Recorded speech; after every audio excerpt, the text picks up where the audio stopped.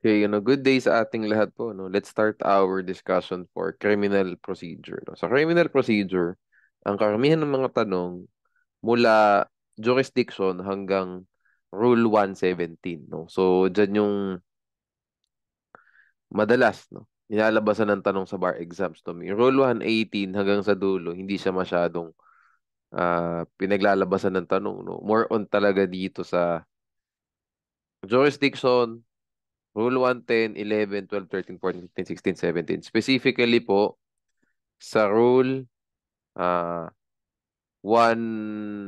Rule 112, Rule 113, lagi po Rule 113, Kasi sa, warrantless arrest, laging tinatanong every year, either sa criminal procedure or sa, well, remedial law, or sa political law or both, no? Magkatanong din po yan sa Rule 114 on bail, Rule 116 on arraignment, natanong po siya sa last few bar exams, no? Specifically yung plea of guilty to a capital offense na tanong, no? Tapos Rule 117, every year din naman natatanong yan halos kasi motion to quash yan, no? Napaka-important ng motion to quash, no? Okay. So with that being said, no, let's start pala with our discussion sa jurisdiction, no? So sa jurisdiction, tandaan niyo may tatlong requisites: subject matter, uh, person of the accused, at saka territory where the crime was committed. Okay. So, ito pong subject matter at saka yung territory, sabihin natin walang jurisdiction over the subject matter. What's the remedy? File ng motion to quash, lack of jurisdiction over the offense charged. Okay? O sabihin natin, walang jurisdiction over the person of the accused. What's the remedy? Motion to quash ulit, lack of jurisdiction over the person of the accused. Ganun kasimple, no? What about jurisdiction over the territory where the crime was committed? Same po yan. Lack of jurisdiction over the offense charge din. Kasi malalaman natin later on, venue is jurisdictional in criminal cases. So pag po mali ang venue, lack of jurisdiction over the offense charge din ang remedy natin, ang ground natin, no? Ang remedy, motion to quash. Okay, let's go to jurisdiction over the subject matter, no? So basic lang po ito, parang civil procedure lang din. Sa criminal procedure, jurisdiction over the subject matter is determined by the law, no? Hindi po yan determined ng agreement ng parties, acquiescence ng courts, no? Ng failure to object dun sa uh, failure to object dun sa lack of jurisdiction over the subject matter and so on, no? Hindi po, no? Nasa law po, no? Kung ano sabi ng law, yun ang may jurisdiction. Yung court na yun ang may jurisdiction over the subject matter. Also, tandaan natin, no, huwag kayong malilito. Ang tinatanong po, para malaman natin yung jurisdiction over the subject matter, we just have to check the penalty prescribed by law for the crime. Hindi po yung penalty that can be imposed. Kasi pag sinabi mong penalty that can be imposed, ifa-factor in na natin dyan yung mga modifying circumstances like aggravating circumstance at saka uh, mitigating circumstance. 'Di ba? Under Article 13 and 14 of Articles 13 and 14 of the Revised Penal Code. Hindi po, no? We do not care about ano ba? We do not care about passion or obfuscation, voluntary surrender when we want to determine which court has jurisdiction over the subject matter. Which court has jurisdiction over the offense charged. Okay? Sige. Basic lang yun, no? Jurisdiction over the person of the accused. Ito, mas technical to ng konti, no? Mas technical to ng konti kasi we need to correlate this one with custody of the law. Tandaan niyo po, magkaiba ang jurisdiction over the person of the accused and custody of the law. Nagkaaroon lang po kasi ng overlap. Kasi sa case law, no, what does our jurisprudence state? Ang custody of the law, it is custody of the law is acquired. Hindi pa accomplished, acquired, no? Either by arrest or by voluntary surrender. Okay. What about jurisdiction over the person of the accused? How is this acquired? Arrest din po at saka voluntary appearance. Okay, so nagkaroon po ng overlap, kaya po nagkakaroon ng confusion. Kasi sa custody of the law, arrest. Sa jurisdiction over the person of the accused, arrest din. Tandaan po natin sa jurisdiction over the person of the accused, arrest, no?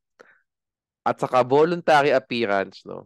they acquire jurisdiction over the person of the accused if the accused does not make a special appearance. Tandaan nyo. And so that we can delineate the two principles. Tandaan nyo po sa custody of the law, pag na-aresto, wala nang sabi-sabi pa, automatic custody of the law na yun. Same thing pag nag-surrender. Same thing lang naman yun eh. Physical rest kasi custody of the law, may restraint na over the person. Yun lang naman pinag-uusapan dyan. So once nahuli yan, napusasan yan, whatever, na mugshot yan, automatic custody of the law yun. Ganun kasimple. Mas technical po yung jurisdiction over the person of the accused. So what are the two ways? Arrest or voluntary appearance. Tandaan nyo po, magkakaroon lang po ng jurisdiction over the person of the accused either by arrest or by voluntary appearance if the accused does not make a special appearance before the court. Okay? So, dun muna tayo sa arrest. No? Sabihin natin, inaresto yung tao.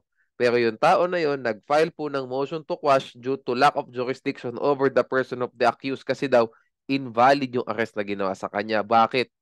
Kasi defective yung warrant of arrest. Sabihin natin, mali yung address na nakasulat. Ibang bahay yung pinasok, mga ganyan, no? Iba yung address do sa warrant of arrest, do sa bahay na pinasok.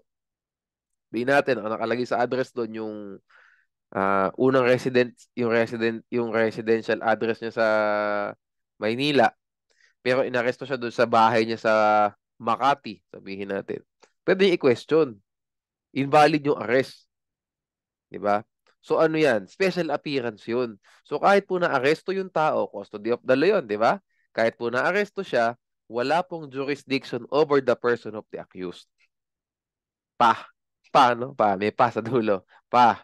Kasi he filed a motion or pleading which prayed for avoidance of jurisdiction. Okay? Hindi, get niyo po ba? No? Sino pagkakaiba? Inaresto mo siya sa Makati, may custody of the law. Pero pag nag-file yan ng motion to quash based on lack of jurisdiction over the person of the accused, walang jurisdiction over the person of the accused pa. Okay? O now, what is voluntary appearance naman po? Voluntary appearance means the accused sought affirmative reliefs before the court. Example, nag-file ng motion for bill of particulars. Nag-file ng motion to quash. Yan. Okay. So, ang motion to quash po, in general, that is tantamount to an affirmative relief. Exception po ulit yung special appearance. Pero if the motion to quash is grounded on lack of jurisdiction over the person of the accused, wala pang voluntary appearance ulit. Okay? Tandaan po natin yun, no? So, paano po pag nag-include? Sabihin natin doon sa lack of jurisdiction sa motion to quash, dalawa. Isang lack of jurisdiction over the person of the accused based on an illegal arrest. Tapos, nag-question din siya ng lack of jurisdiction over the offense charge. Tapos, nag-question din siya ng prescribed na raw yung, nag-ground din pala siya ng prescribed na raw yung crime. So, tatlo yung grounds. Person of the accused, jurisdiction over the offense charge, prescription. Extinguish the criminal liability in short. Tatlo. Would there be jurisdiction over the person of the accused? Wala din po. Kasi nga nag-include siya ng special appearance. Yan po pala na hindi ko nilagay sa notes. Pero yan ang gusto kong i-highlight. Kasi po, sa civil procedure, no, based dun sa 2019 amendments, kapag po ang motion to dismiss, sabihin natin, naglagay ng lack of jurisdiction over the subject matter, prescription, litis pendentia, tapos nagsali din siya ng lack of jurisdiction over the person of the defendant, tantamount po siya sa voluntary appearance. Nasa Rule 14 po yan. Yung last provision. If I can recall correctly, Section 24. No? Section 24, Rule 14, no? Yung topic na yan, no? Sa civil procedure. No? So, ulitin natin. Sabihin natin, tatlong ground na lang ulit. Para simple lang. Motion to dismiss, civil procedure to motion to dismiss. No? Motion to dismiss, lack of jurisdiction over the subject matter, lack of jurisdiction over the person of the defendant, and prescription. That's the first scenario. Next scenario, motion to quash naman. Okay, so ano tatlo? Lack of jurisdiction over the offense charge, lack of jurisdiction over the person of the accused, and lastly, prescription ulit. Actually, hindi prescription dapat ang pangalan ng ground. Ang pangalan ng ground, extinguished ang criminal liability. The criminal liability has been extinguished. So, tatlo din. Tig-tatlo sila. Civil procedure, what's the sagot? May voluntary appearance o wala? Meron. Merong voluntary appearance. Dahil po sa Rule 14, sorry, di pala 24, Section 23. No? Kasi nakalagay po dyan, the defendant's voluntary appearance in the action shall be equivalent to service of summons. The inclusion in a motion to dismiss of other grounds aside from lack of jurisdiction over the person of the defendant shall be deemed a voluntary appearance. What does this last sentence mean? It means nagsali ka ng other grounds aside from lack of jurisdiction over the subject matter. Kasi the word is other, tapos ang words are inclusion at saka other. O di, inad mo yan, tapos aside. Tatlo yung grounds mo, voluntary appearance. Sa motion to quash, hindi. Kasi nga special appearance yan. No? I'd also like to highlight na before the 2019 amendments, pareho po yung treatment. Before the 2019 amendments, nung bago ma-amend dyan, pareho lang. No? Pag naglagay ka ng lack of jurisdiction over the person of the defendant at saka naglagay ka ng lack of jurisdiction over the person of the accused in both scenarios, walang jurisdiction pa over the person of the defendant or the accused. No? Pero ngayon, iba na po ang treatment dahil po sa 2019 amendment. So, tandaan natin yun we circle back, no? Custody of law, basta nahawakan ka. There is restraint upon you. Automatic custody of the law yan. Walang exception doon. Walang exception, no? Tandaan nyo yan. Ganun lang kasimple.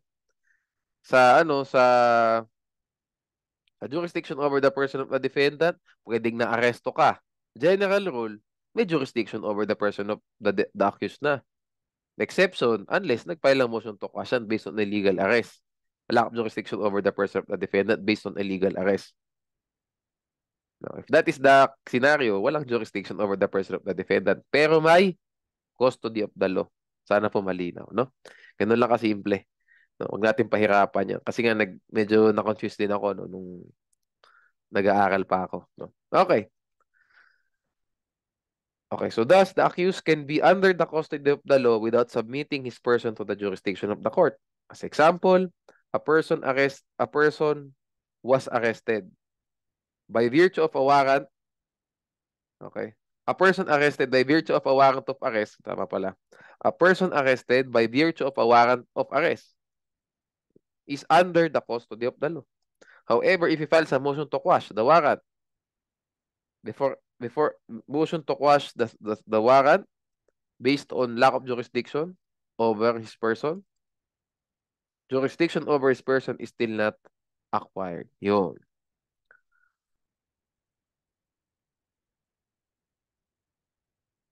Okay. On the other hand, no, the accused can subject his person to the jurisdiction of the court without being in custody of the law. So, flip side naman, pwede rin mangyari yan. How does this happen? Wag natin itong first scenario. Second scenario, gusto ko ita-highlight.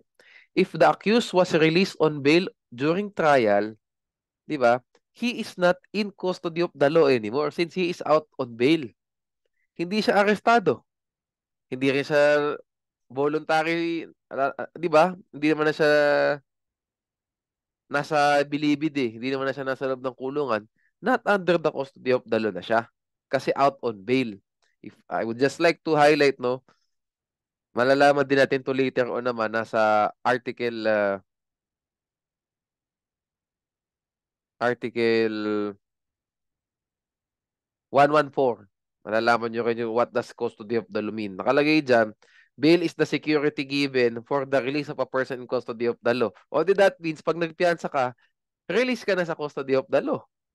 Di ba? So, yung pala definition ng bail. Di ba? So, pag nagpiyansa ka, hindi ka na custody of the law. Why? Kasi custody of the law nga is just restraint upon your person. Di ba? By the police officers. Yun lang yun. Kapag piyansa ka o na-release ka on recognizance, no more custody of the law. Pero pwede kang masubject sa jurisdiction of the court if, sabihin natin, nag-file ka ng motion for postponement. That's an affirmative relief. Granted ng court. Sige, postpone muna natin. Granted. Okay. Or, nag-arraignment na. Sabihin natin, nag-arraignment ka ngayon, Your Honor, not guilty po. Wala, Okay, tapos after a couple of months, may pampiyansa na. Okay. Nag-post ng bail, nakawala. Jurisdiction over the person of the accused na rin kasi nga you're already arraigned. Hindi ka na pwede mag-file ng motion to quash. Wala na.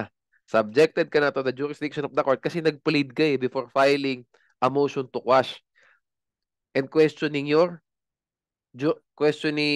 the legality of the arrest, the regularity of the arrest, and so on. Okay? May jurisdiction over the person of the accused pero wala pong custody of the law kasi nga out on bail ka.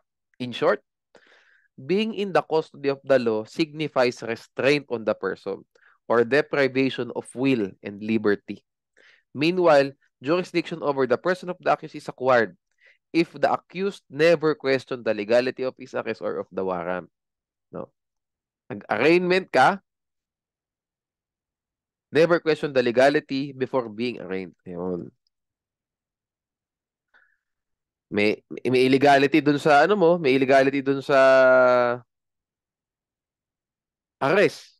Pero nag-plead ka ng not guilty. Automatic subjected ka na sa jurisdiction ng court.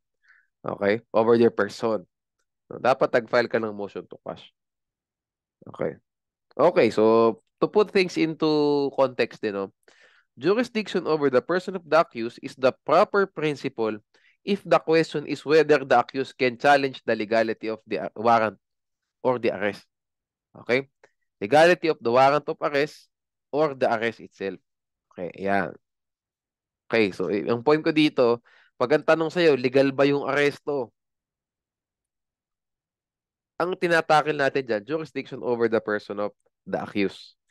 Pero pag ang tinatakil natin, if he can apply for bail, ang topic natin dyan, custody of the law.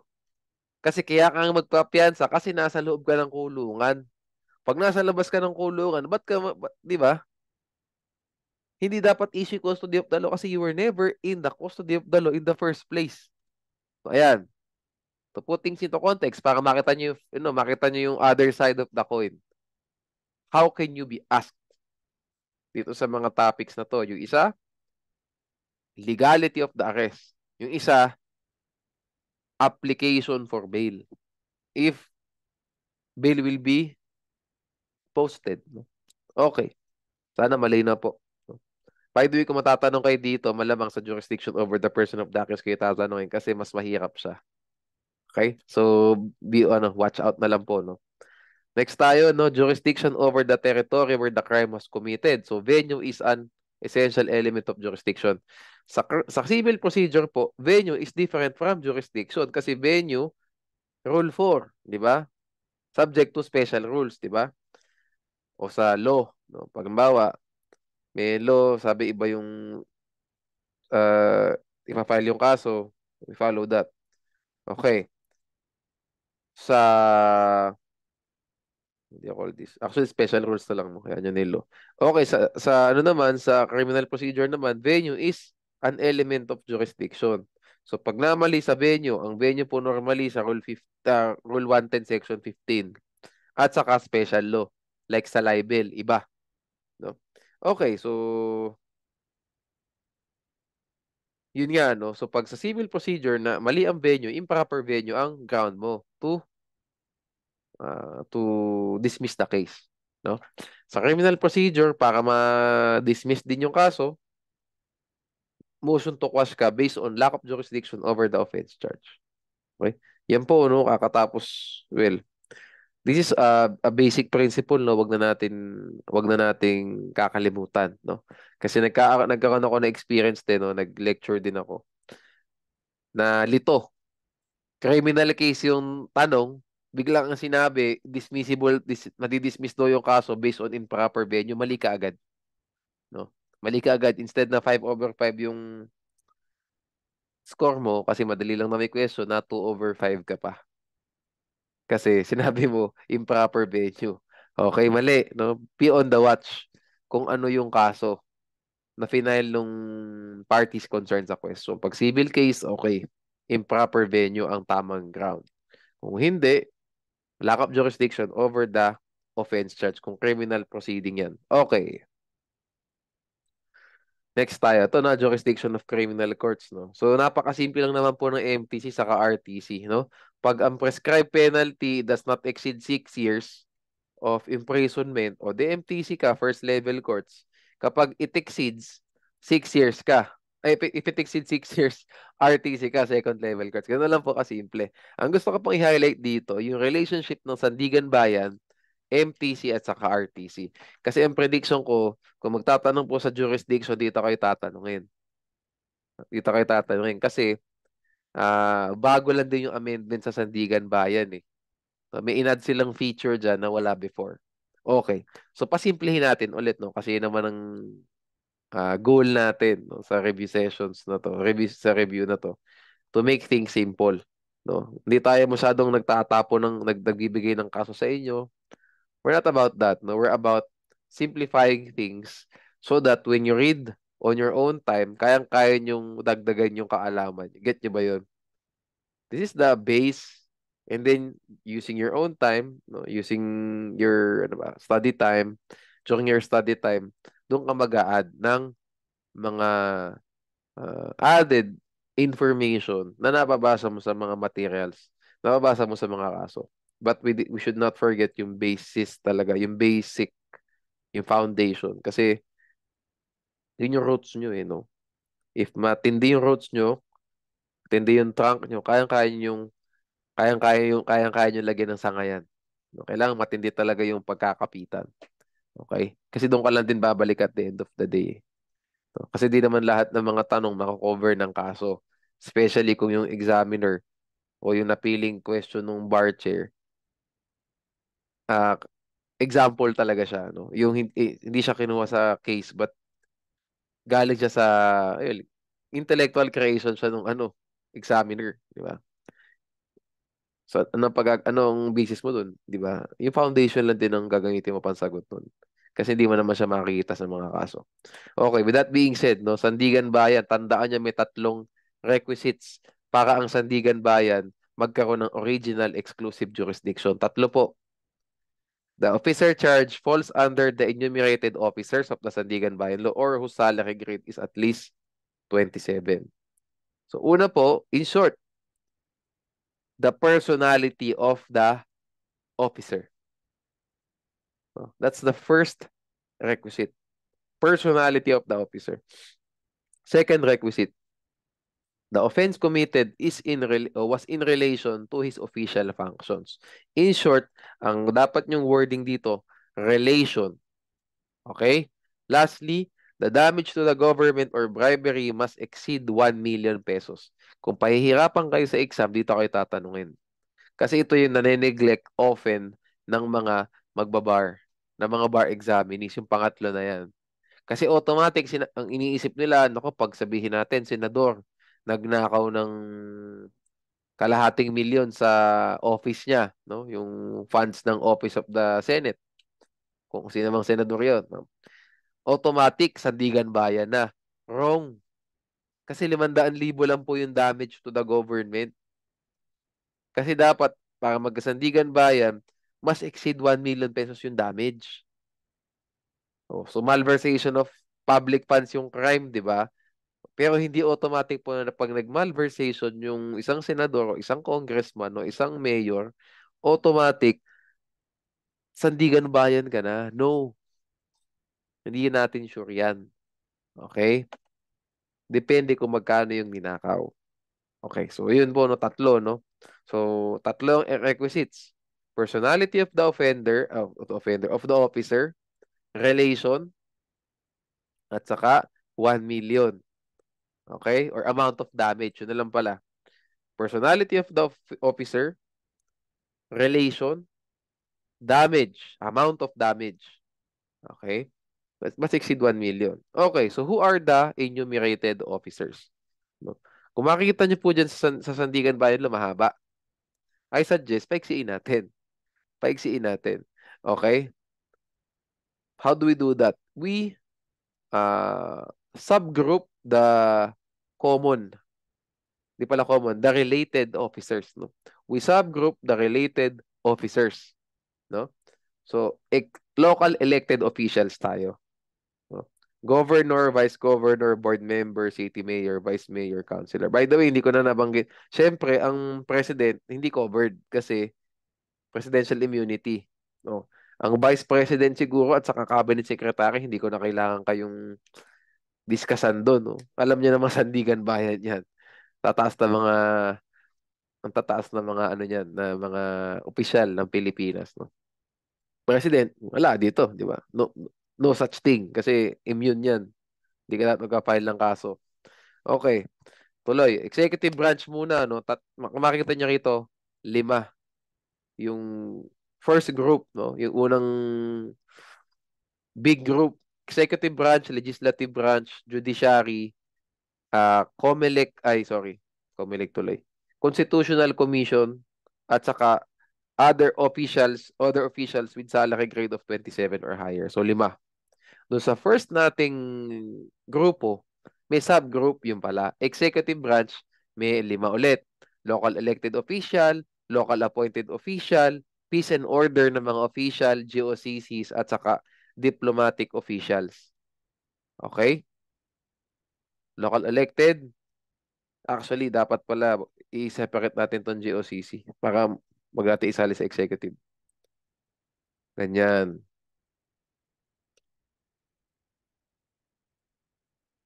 Much better. Para hindi magulo. Yan. Okay? Yan. So, 6, no? Executive, GOCCs, Legislative, Judiciary. Wait lang. Tapos ito, Constitutional Commission. Constitutional Commission. All other officers with salary grade of 27 or higher. Okay, so sa executive ulit, local elective, local appointive, peace and order, at saka diplomatic officials. By the way, diplomatic officials, part yan ng DFA. No? So lahat yan, boss nila si DFA Secretary. Lahat yan. No? Ambassador, consul, lahat yan. Si DFA Secretary ang boss niya. No? Okay, so local elected officials, tandaan nyo guys, hindi po binanggit ang municipal mayor or vice mayor. Pakitandaan nyo. Automatic yan, syempre, pag board member pataas hanggang governor. Automatic, sandigan yan. May buong probinsya yan eh. Di ba? Common sense. Ang problem po natin, yung sa city side na o sa municipality side. Pag city, city mayor, vice mayor, councilor, covered. Okay. Pero paano po pag municipal mayor, municipal vice mayor, at saka municipal councilor? Doon po tayo mako-cover ng last catch all other officials with salary grade of 27 or higher. Okay, doon natin malalaman later on. O, alam niyo naman obviously guys, wala naman sa ano, katatapos lang naman nung halalan din. Kapag barangay captain o barangay kagawad o SK chairman o SK representative, wala sa enumerated officer. Di ba? Obviously, no, pag barangay kahit nasa city, kahit barangay sa Metro Manila yan o barangay sa Nueva Ecija yan, hindi po sa enumerated officer. Okay? Tandaan po natin, no? Peace and order naman tayo. Okay, so sa ano yan, no? So Philippine Army Colonel or higher, Colonel pataas, no? So kapitan hindi, no? Tandaan niyo iba po ang Naval Captain at saka Philippine Army Captain. Okay, ang Naval Captain matindi 'yon. Okay? Captain Admiral, yan ang mga ano, ang general po sa Navy, Admiral. Okay? Yan ang tawag sa kanila. Sa Philippine Army, Colonel, tapos General. Sa Air Force, ganun din. Colonel, tapos General. Tandaan nyo ha, pag Air Force Captain, Philippine Army Captain, hindi po siya enumerated officer. Okay? Hindi po siya enumerated officer. Colonel lang po pataas at saka Naval Captain pataas. Okay. Dito po tayo sa Police Senior Superintendent or higher. Okay? So, Police Senior Superintendent or higher, covered po yan. No? So, tingnan po natin yung rango sa PNP kasi we're ano eh, parang hindi siya as familiar as Army. Kasi alam naman natin sa Army, well, familiar tayo dyan kasi nakarinig natin lagi, General, Colonel, Major, Captain, Lieutenant. Tama ba ako? Lieutenant, Captain, yeah, Major, Colonel, tapos General. Okay, tama. Ano naman po ang rango sa PNP? No? PNP kasi yan eh, no? So we have, actually ganun din, no? Police Senior Superintendent, no? Okay, no? So ganito po, no? Ang Police Senior Superintendent, ang equivalent rank po niyan, Colonel. Okay, Colonel po yan. Pag Police Chief Superintendent ka, General. Police Director, Major General. Deputy Director General, you get it. General yan. Okay? Tandaan nyo ha, Police Senior Superintendent po. No? Senior Superintendent, Police Colonel. By the way, no, as of 2019 po, iniba na actually yung naming ng mga rango sa PNP. Okay? Before that, ito po mga senior superintendent, yan ang mga pangalan, no? Police Chief Inspector, Police Superintendent, Police Inspector, Police Senior Inspector, Police Director, and so on and so forth. Okay? So pag po natanong kayo sa bar exam, probably tatanungin kayo yung bago ng terms, no? So mas pinadali na po ngayon, no?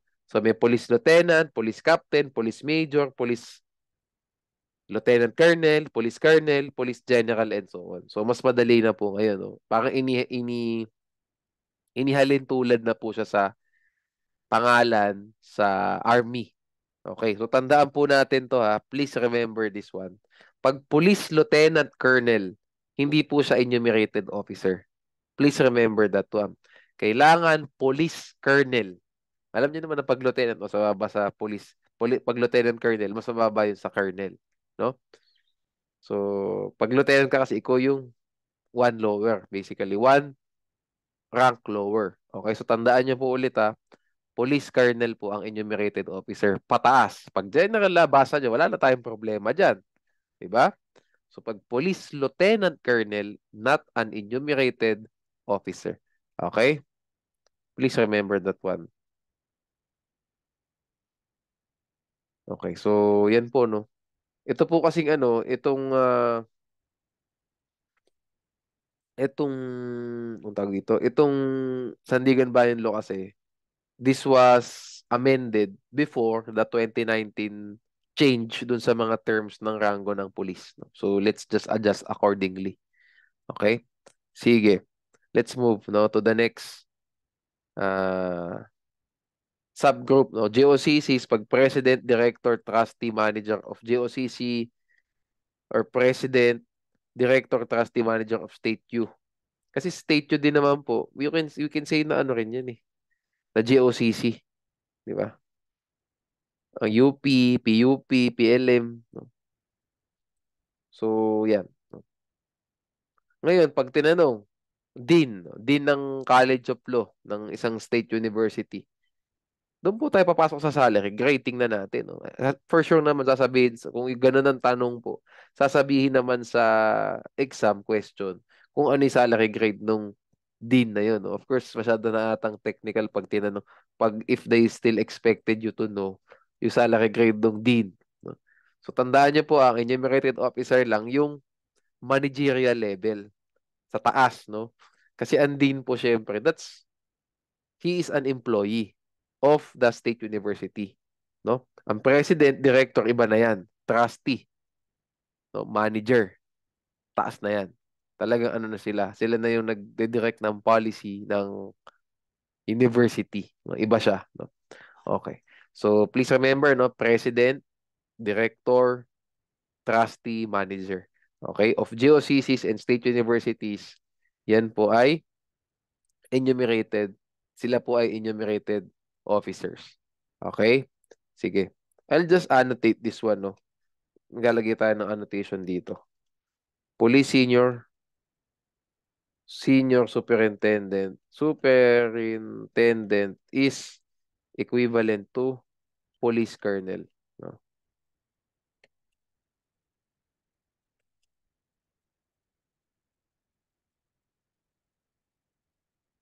Police lieutenant colonel is not an enumerated officer. Okay.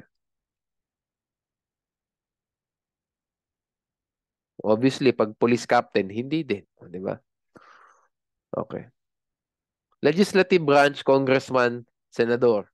Kahit party list congressman, district, pareho sila, sandigan bayan. Okay. Judiciary, lahat po ng judges, lahat po ng justices, no? So, kahit na first level court na judge, okay, enumerated officer po. No? Constitutional Commission, and then, ano, wait lang. Chairman or commissioner ng Civil Service Commission, COMELEC, note, no? Ano ka nalagay dito? Okay. Commission on Human Rights is not a constitutional commission. So if ever po yung chairman o yung chairman o yung commissioner ng CHR, doon po papasok sa all other officials with salary grade of 27 or higher. Kung tatanungin din kayo sa CHR, kung tatanungin kayo sa commissioner naman ng Commission on Human Rights, probably sasabihin din naman sa exam yung salary grade nila, no? Okay.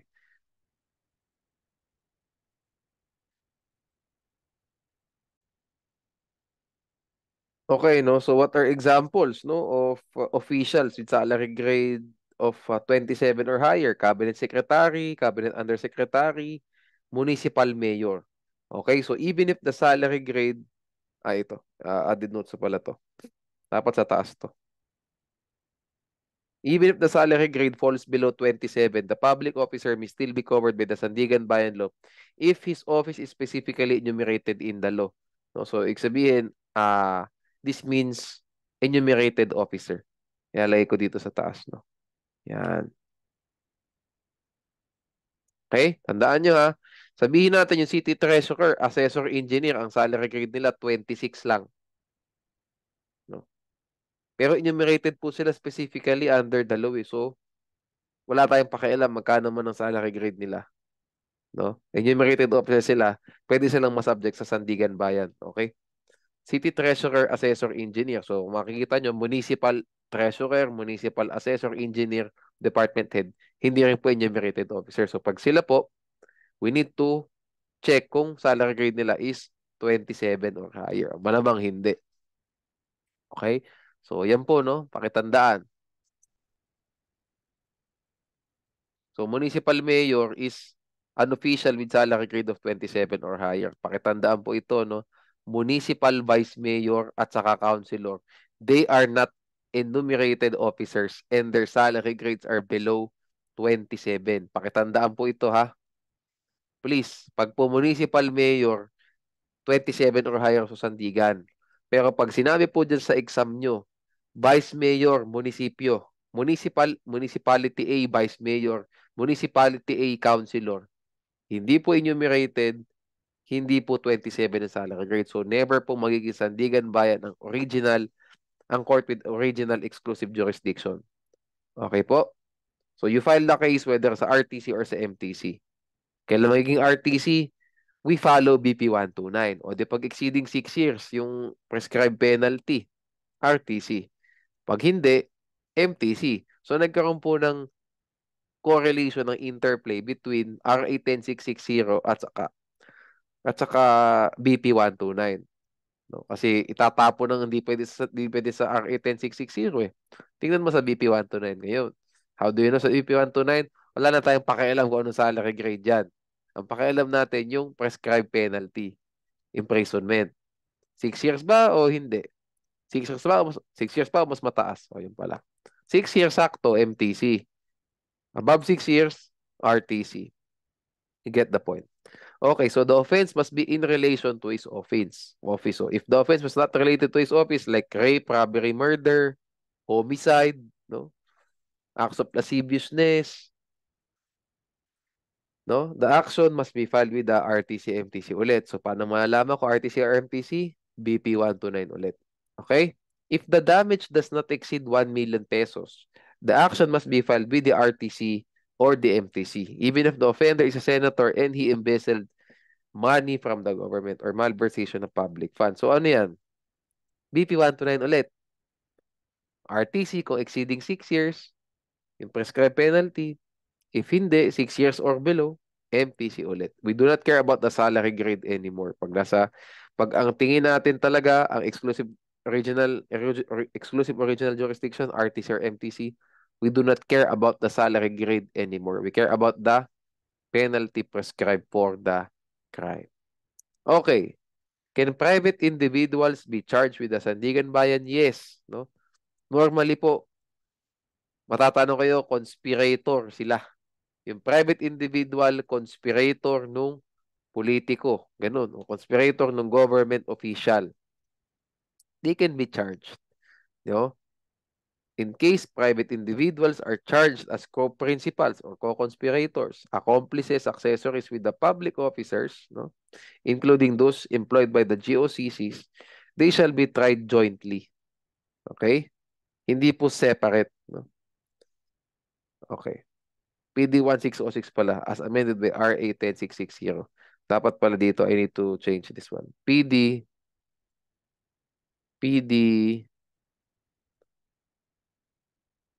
1606 as amended by RA 10660. Okay. We move to the next topic. MTC. Ayan, no? In order to determine if the MTC has original exclusive jurisdiction, we just have to check the prescribed penalty. Diba? If it is imprisonment not exceeding 6 years, MTC yan. Not irrespective of the amount of the fine, kahit napakataas. Irrespective of the accessory penalties, kahit na disqualification. Irrespective of the civil liability, kahit na 20 million yan. We do not care. The fine is not important. Tandaan niyo, actually, hindi naman kayo malilito sa civil liability kasi mga actual damages yan eh. Madaling i-delineate, madaling i-tanggalin sa consideration. Baka malito kayo pag yung fine malaki. Tapos maliit yung prescribed penalty of imprisonment. Tandaan nyo ha, we do not care about the fine kahit na kung ilang milyon yan. Okay? The fine is not important for the purpose of determining the jurisdiction over the offense charge. Okay? Offense involving damage to property through negligence. Hindi naman kasi susobra na 6 years in the first place yan eh. Nilagay ko na lang for compliance kasi nasa BP 129. Pero hindi naman, pag negligence na damage to property, hindi naman lalagpas ng 6 years. Okay, one crime Hindi. Okay. Okay na yan. Offenses committed by a public officer in relation to his office. No? Okay na to mga sa BP 22 na to, bouncing checks. Kasi same thing, ang basis din nito, imprisonment not exceeding 6 years din. No? Okay. Offenses committed by a public officer in relation to his office. No? So one of the requisites for the jurisdiction of Sandigan Bayan is absent. Pwedeng sa nag-absent, hindi enumerated officer, hindi salary grade 27 or higher yung sweldo, or hindi in relation yung offense sa kanyang office, or the damage does not exceed 1 million pesos. Either sa tatlo, pwedeng sumablay. Plus, the imposable penalty is imprisonment not exceeding 6 years. Huwag nating prescribe. Yung kasi ginamit ng BP 129 na word is imposable penalty. Manilito pa tayo. The prescribed penalty na lang. Hindi nang mas madaling ma-absorb nung babasa ng exam sheet nyo. Okay? So, isa doon sa tatlo, sablay, plus 1. The prescribed penalty is imprisonment not exceeding 6 years. RTC, yung flip side naman, no? One of the requisites for the jurisdiction of Sandigan Bayan is absent and the imposable penalty is imprisonment exceeding 6 years naman. So, this is mode of cancellation. Tingnan niyo muna kung Sandigan Bayan pasok. O, pag hindi pasok doon, tingnan niyo muna kung MTC. Tingnan niyo yung prescribed penalty for the crime charge. O pag 6 years or below, okay, MTC na tayo. Pag exceeding 6 years like murder, o di RTC tayo. Ganun kasimple. Mode of cancellation yan. That's how you do it. Okay? At RTC dapat yun nasa last stage ng cancellation kasi RTC is the Court of General Jurisdiction. So, RTC ang parang sasala ng lahat ng hindi specifically binibigay sa ibang mga courts. O hindi dito, akin lahat yan. O, yun ang Court of General Jurisdiction. Okay. Examples tayo. I have 7 examples here, no? So, I think you get the point naman. I think I made it simple enough. Pero sige, let's apply what we learned, no? Sa mga ibang examples na ginawa ko. Mr. A sa senator, Mr. A killed his wife. O, saan ang crime? Saan ang court? RTC. Why? Kasi in relation to his office, wala. Tapos wala din damage to the government. So, sablay sa pangalawa, saka sa pangatlong requisite ng Sandigan Bayan Law. Oh, RTC ba to? Yes, kasi exceeding 6 years yung prescribed penalty for homicide. Di ba? Ay, parricide pala. Wife pala to, parricide. You get the point, di ba? Mr. A sa senator, he slapped his brother. Where should the information be filed? MTC naman. Ulit-ulit, walang damage to the government. Not in relation to his office. Sinampal yung kapatid eh. Hmm. MTC o RTC? MTC. Kasi not exceeding 6 years po yan. Slight physical injuries lang yan eh. Diba? Arresto minor, no? Oh. Barangay Captain in Makati. No? So, yan. To, baka matanong sa inyo, katatapos lang ng barangay elections. So, kung matatanong kayo sa Sandigan Bayan, baka hindi kayo tanungin sa mayor, governor, o sa senador. Hindi dyan. Tatanong kayo sa barangay level. Automatic yan, never Sandigan Bayan, di ba? Kasi sablay agad sa first requisite ng RA 10660, PD 1606 eh. No? Not an enumerated officer, salary grade not exceeding 27. Ay, not exceeding 27. Salary grade is below 27. Yun. Okay. O di, kahit na nag-embezzle siya ng 1 billion pa. Di ba? Paano mangyayari dyan? O sabihin natin, 1 billion. Na embezzle niya. Matagal siyang naupo. Kinuha niya. 10 taon siyang, ay, 10 taon. 9 na taon na upo. Every year, 50 million ang kinukuha. O, ganun. O, every year, kinukuha 200 million.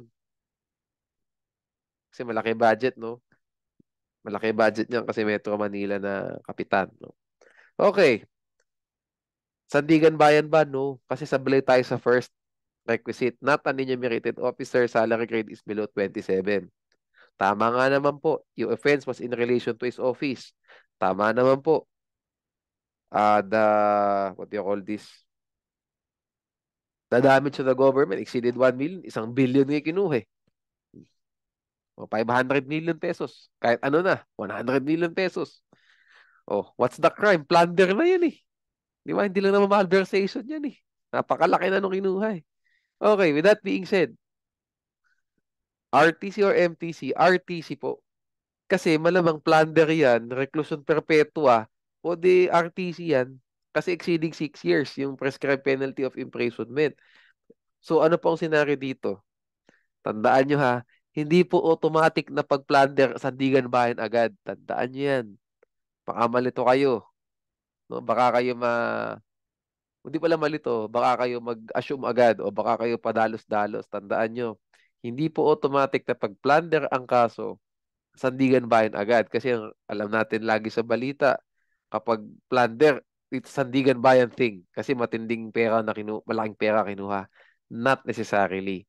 May mga pagkakataon po na RTC yan. Never MTC. Obvious. Obvious na hindi mag-MTC. Planter yan eh. No? So, exceeding 6 years. May mga pagkakataon po na RTC yan. Kasi nga, sa tayo lumigwak, sa enumerated officer, sa salary grade is not 27. Okay? You get the point, no? So, we have 4 more examples here. Basahin na lang natin. Okay?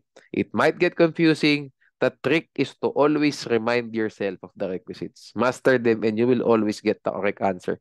Kahit na gusto pa kayong lituhin ng facts ng bar exams. Okay? So special laws naman, no? Always sa second level courts or the RTC. Libel, cyber libel, Comprehensive Dangerous Drugs Act, Intellectual Property Code, election offenses, and illegal recruitment. In these instances po, RTC talaga sila. Okay? RTC talaga sila. Okay. Family courts na tayo, no? Sige. let's proceed with that. Family courts, tandaan natin, no? Ay, nawala. Ayan, family courts, merong 5, no? Na kailangan natin tandaan. Ito lang ang ano ko dito, ha. Ito lang yung note ko dito, no? Hayaan nyo na itong 3 at saka 4. O, basahin nyo, pero wag nyo masyadong i-prioritize. Basahin natin kung bakit. What are the first two items here? First is criminal cases where one of the accused or more of the accused is below 18 years of age but not less than 15 years of age at the time of the commission of the offense. Kasi pag less than 15 years, ay, pala not less than, but, yeah, tama, not less than 15 years pala. Tama, tama ito. Kasi pag 15, okay, so I need to fix this one. Tama actually. Wag nating gawing less than. Not below na lang. Okay. Kasi pag not 15 years of age or below, ayun. Hassle ako. Okay, kasi ganito yan, di ba? Sa RA 9344, nalilito. Well, even ako, no? Nakaka-confuse. Ganito, above 15, below 18, yan. Diyan tayo magkakaalaman kung kailangan nyo ng discernment o hindi. Okay, kasi pag may discernment, criminally liable. Pero pag walang discernment, 15 and above. Ay, 15, above 15. Ay, nalito na. Above 15 but below 18, o pag walang discernment, exempted pa din. Pero pag 15 and below, ayun, pag 15 and below, automatic yan, exempted. No questions asked. Ayun, okay. So, ayusin natin ha. Criminal cases where one or more of the accused, actually dapat was to eh, was below 18 years of age, no? But 15 years of age or below, ayan, at the time of the commission of the offense, regardless of the offense, no? Next, next tayo, no? Where one or more of the victims was a minor at the time of the commission of the offense. Kasi victim na to, we do not care about 15, 18, we do not care about that. Okay, 18 to rin. We do not care about yung mga 15 and below, above 15 na anymore. Basta pag yung victim, below 18, no? At the time of the commission of the offense, automatic family courts yan. That's why sabi ko sa inyo, itong third at saka yung fourth, hindi na masyado dapat yung alalahanin. Kasi nga, case against minors, cognizable under the Dangerous Drugs Act. O di sa number 1 papasok yan. Violation of RA 7610, child abuse. O di dito sa number 2 yan. Di ba? Kasi the victim is a minor, automatic family courts. Di ba? So kung magtatanda kayo dito, 1, 2 at saka 5. Okay? Tandaan nyo ha, 1, 2, and 5. Criminal cases to. No? Kasi pag sa civil cases naman, annulment of marriage, o yan, family court yan. Anyway, sa criminal procedure naman tayo, so muna natin isipin yun. So, tatandaan nyo, 1, 2, at saka 5. Okay. You need to take note of this one, violation of RA 9262. Kasi sa 9262, pwedeng parehong adults, yung offender at saka yung offended party, pero family court. Sinaktan ng lalaking asawa yung sinaktan ni Mr. si Mrs. No? RA 9262, that's family court. Okay? Kahit na parehong adult. No? So, tandaan nyo na lang. No? Una, below 18, but not. Ayan. He was below 18, but not 15 years of age or below. Ayan. At the time of the commission of the offense. So, that means, pwede siyang masubject sa criminal liability kasi the courts must check, no? So, pag sinabing 16 years of age yung bata, magpapile ka sa court. And then the court will determine if this child has discernment or not at the time of the commission of the offense. So pag walang discernment, dismiss. Acquitted. No, acquittal yan. No? Okay, so kapag naman na at discernment, o di, patay tayo dyan, tuloy ang kaso. Yun po. Hindi po natin kailangan, wala po sa law, yung salitang discernment dito sa family courts na to. Kasi nga, the court itself will determine the discernment side.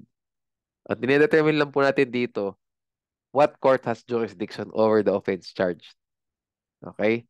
Yun lang po dinedetermine, kaya wala mo na yung discernment. Yung discernment during the proceedings na. Pag nag-file ka ng kaso, di mo naman alam kung may discernment o wala, i-file mo lang. As long as above 15 yan. Okay, pwede. Pag below 15, hindi ka dapat nagpa-file ng kaso in the first place. Kasi 15 or below, you do not file a case in the first place. Kasi nga, walang walang liability yan. Okay. When one or more of the victims was a minor. Okay, so we do not care, no? Yung mga 15 or below or above 15, we do not care kasi victim naman yan.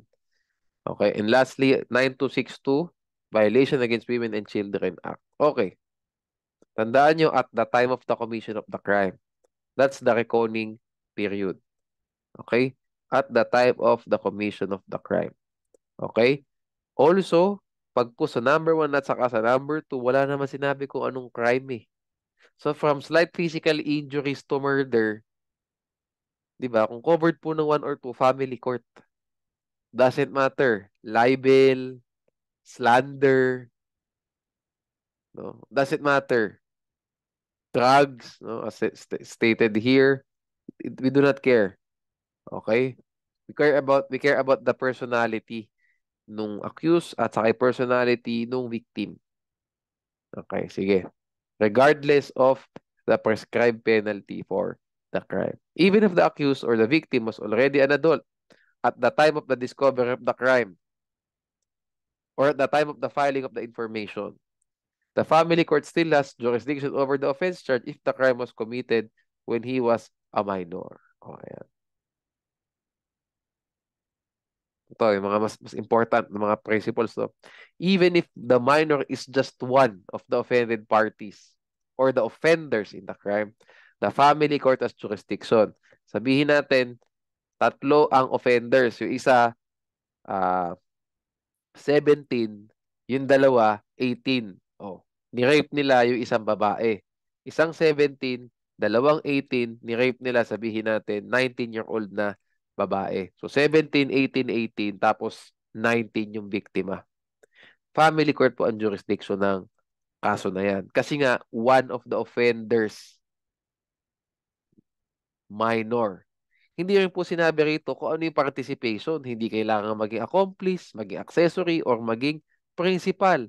Basta kasali ka sa offender, do sa lineup na yan, okay? Lineup ng mga offender, okay? Automatic family court. Why? Kasi ang purpose po kasi ng family court is we need to protect the child. No? So as long as indicted po yung child, regardless of his participation, regardless of the crime, family court po yan. Regardless kahit na 10 pa sila dun na offenders. Okay? We don't care. Kasi we need to protect the child. In any case, mapoprotektahan naman yung due process nung mga adults kasi court din naman yan eh. Di ba? Okay, so you get the point. No? Now, what if the minor is the offended party and he dies before the filing of the information? Okay. If the offended party dies before the filing of the information must now be filed with the RTC or the MTC. In the case of People versus Yadaw and AM number 150210, no? The family court was created to protect the child. Since the child is already dead, there is no more necessity for the family court to assume jurisdiction.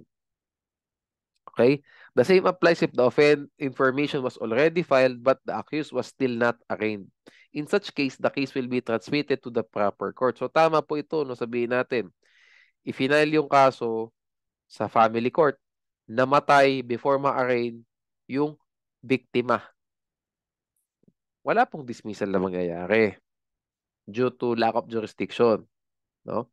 Ang mangyayari, yung family court, i-transmit yung kaso sa RTC or MTC as the case may be. Okay? Sige. No? So, victim po ito Victim yung namatay. What if the minor was the accused and he dies before the filing of the information? Napakasimple. And then the criminal liability is extinguished. Diba? That's basic Article 89 number 1. Diba? Death of the accused. Okay. If the information was filed with the RTC instead of the family court, should the case be transmitted to the family court? No. But the FC to. Family court. Yes. If the case was filed with the RTC and the court, it must be no in the court of proper jurisdiction is the family court. No? The RTC shall transmit the records to the family court. Why? Kasi in some uh, cities po kasi no, hindi po lang kasi ng cities well, let's just make it simple. Kasi po ang family court same level lang naman siya sa RTC. And sometimes the RTC is also the family court. No? Yung RTC, family court din yun. No? So, you get the point. No? Kaya po pag sa RTC final, na mali dapat family court. No? The remedy is to transmit the case, hindi po dismissal. Pero tatandaan niyo, pag nagsagot kayo sa exam, which court has proper jurisdiction? Huwag niyo naman ipag-i-interchange. Okay? Ito pong topic na to, this is about transmittal. This is not about which court has proper jurisdiction over the offense charged. Okay? Pag tinanong kayo which court has jurisdiction, you need to delineate properly. You need to distinguish properly. Family court or RTC. And your answer doon will determine kung makaka-perfect kayo o 2/5. Okay. Unang yung pag ang tanong sa inyo, if namali, ayan, assuming na namali yung lawyer sa RTC final, hindi sa family court, should the case be dismissed? No. The case should instead be transmitted to the family court. Okay? Tandaan nyo, iba itong transmittal na to, iba yung which court has proper jurisdiction. That's a different question. Okay? Huwag kayong mamali, no? Kayong mamali. Yung facts lang ang pwedeng magkamali. And then you decide kung itatransmit o hindi. Oh, yun. You get the point. Okay. If the information was filed with the MTC instead of the family court, should the case be transmitted to the family court? No na. Kasi as I said earlier, no, ang family court, equivalent siya ng RTC. Okay. Ang family court, higher yan therefore sa MTC. Di ba? So pag sa MTC final, dapat sa family court pala. Hindi pwede magkaroon ng transmittal kasi inakyat mo sa higher court eh. Pag RTC family court, same level. So you get the point ulit, no? Iba po ang treatment. If erroneously filed with the RTC, pwede i-transmit sa family court. If erroneously filed sa MTC, dismissal ang mangyayari. Hindi ka pwedeng mag-transmit kasi higher court na yan, ang family court. Okay? Okay, okay na yung court martial cases na yan. Okay na yan. Dispute subject to lupon or barangay conciliation. Napaka-basic. Pag tinanong kayo, which disputes are subject to barangay conciliation? All disputes. Lahat. No? Exceptions, no? With respect to criminal cases, ito, 1, 2, well, hanggang 7 na yan. 6, no? I'd like to take note yung na 1 at saka 2, no? Disputes involving parties who actually reside in barangays of different cities or municipalities. No? Alam nyo na yan na pag iba barangay, isang city, covered, pwede. Assuming na hindi siya papasok sa ibang mga exceptions. If pasok, sabihin natin, magkaparehong city, iba man ang barangay, pero yung crime naman na charge, rape, hindi ka pwede magbarangay. Not because magkaiba kayo ng barangay, but because the offense was punishable by imprisonment exceeding 1 year. May malamang reclusion perpetua yun eh. You get the point, no? So, I think na-mention ko naman na to sa civil procedure. Pag po itong exceptions na to sa section 412 ng LGC, titingnan niyo each na applicable. Pag sa isa, okay siya doon. Sabihin natin, sa isa hindi siya okay, hindi ka na pwede magbarangay. No? Sa una, o sige, they actually reside in different cities. O isa sa Maynila nakatira, isa sa Makati. Hindi ka na pwede magbarangay. Okay. O para, ngayon, para yung taga Makati, kahit iba barangay, okay lang. No? Unless, sa iba siyang sa listahan na yun, pumasok. Eco-rape nga yan. Hindi na rin pwede. Okay? You get the point, no? I think, ginawa na rin natin to sa civil procedure din kasi. Okay. Jurisdiction in certain crimes, no? Complex crime, jurisdiction over the whole complex crime is lodged with the trial court having jurisdiction to impose the maximum and most serious penalty imposable. Okay? So sabihin natin, sabihin natin, nagbato ng granada, dalawang tao ang napinsala. No? Yung isa, patay. Yung isa, muntik nang mamatay, na isa ba lang ng doktor, no? So nagkasabog-sabog din yung katawan pero nabuhay. So anong crimes? Complex crime 'yan, 'di ba? Kasi single act constituted two grave felonies. Yung isa, consummated murder kasi explosion po 'yan, no? Qualified circumstance 'yan, at saka isang frustrated murder. Kasi nabuhay due to medical intervention. So ang magiging crime dyan is complex crime of murder and frustrated murder. Ano ba yan? Pag ba ganyan, magkaibang kaso? Isang kaso dun sa murder, isang kaso dun sa frustrated? No. Complex crime nga eh. So, the whole complex crime is lodged with one court.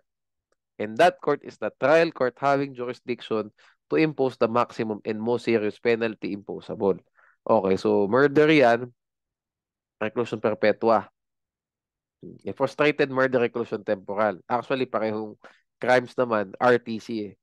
So anyway, the court with proper jurisdiction dyan, or competent jurisdiction, RTC. Ngayon, ibahin naman natin. Sabihin natin, ayun, sabihin natin homicide naman.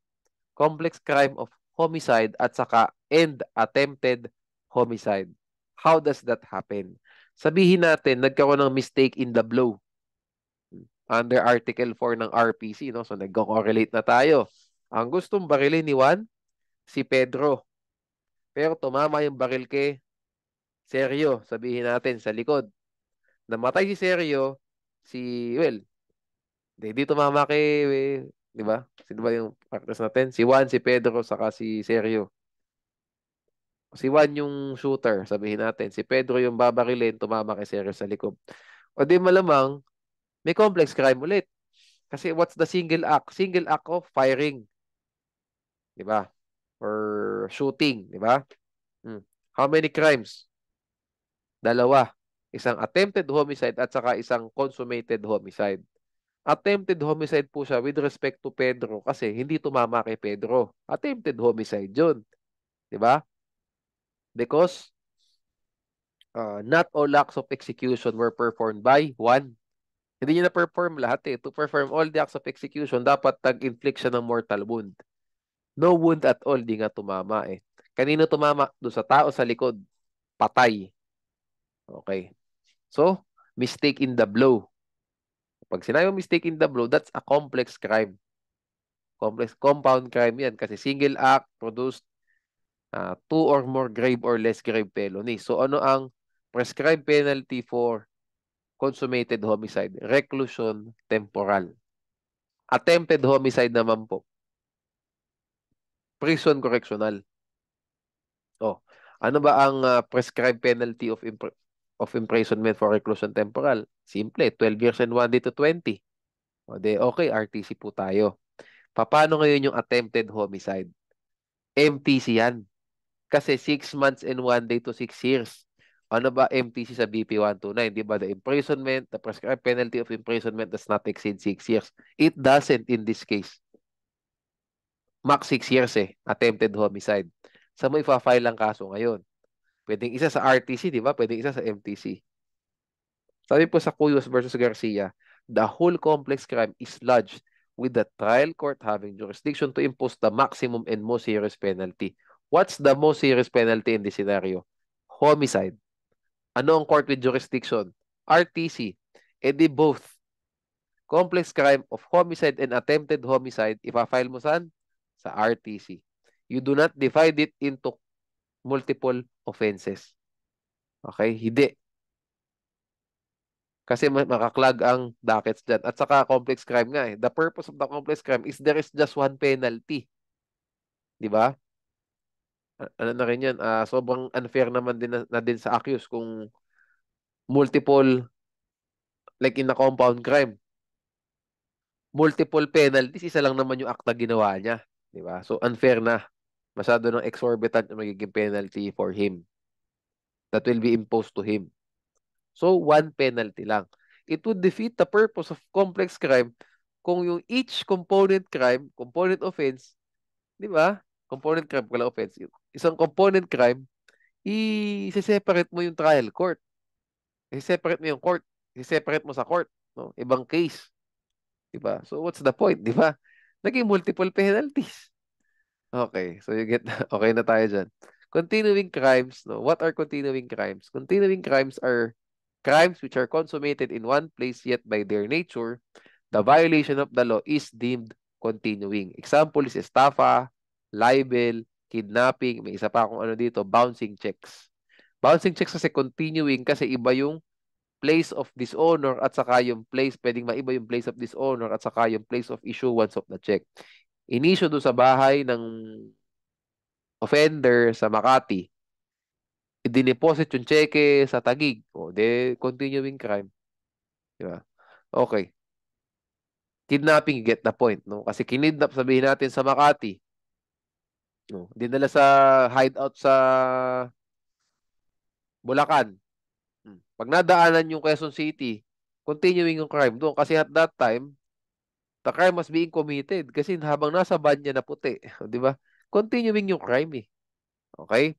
So, in this case po, sa may file ang kaso, the courts of the territories where the essential ingredients of the crime took place have jurisdiction. So, sabihin natin, sa Bulacan, pupunta. Galing ng Makati, ano-ano yung mga madadaanan yan? No? Pwedeng madaan sa Maynila. Pwedeng madaan sa QC. And so on. No?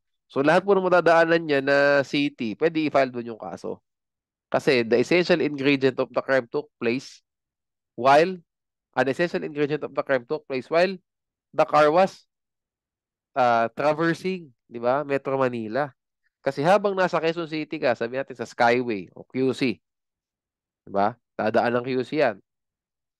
The crime was being committed at that time, so pwede kang mag-file ng kaso sa QC. What about sa bouncing checks naman? Place of dishonor. Essential ingredient yun. Place of issuance, essential ingredient yun. Either way, pwede mo i-file. Either city, pwede mo i-file. Pwedeng sa RTC Taguig, pwedeng sa RTC Makati. Under the exclusionary principle, the court which first acquires jurisdiction excludes the other court. So pag nauna nang i-file sa Taguig yung bouncing checks, hindi ka na pwedeng mag-file ng kaso ulit sa Makati. Forum shopping din kasi yun. Okay? Crimes punishable by dischero. MTC. Okay, MTC. Considering that in the hierarchy of penalties under Article 71 of the RPC, Destero follows Arresto Mayor. Alam naman natin, Arresto Mayor, MTC, and de more so Destero. Okay? The additional penalty for habitual delinquency is not considered in determining jurisdiction because such delinquency is not a crime. Okay? Pero tandaan natin ang habitual delinquency, anyway, criminal law na to. Pero sige, sasali ko na. Ang habitual delinquency, cover nyo siya doon sa 40-year period. Hindi mo dapat sa successive service of sentence, ang max imprisonment ng isang offender, 40 years lang, di ba? Isasama may habitual delinquency doon kasi may additional penalty yan.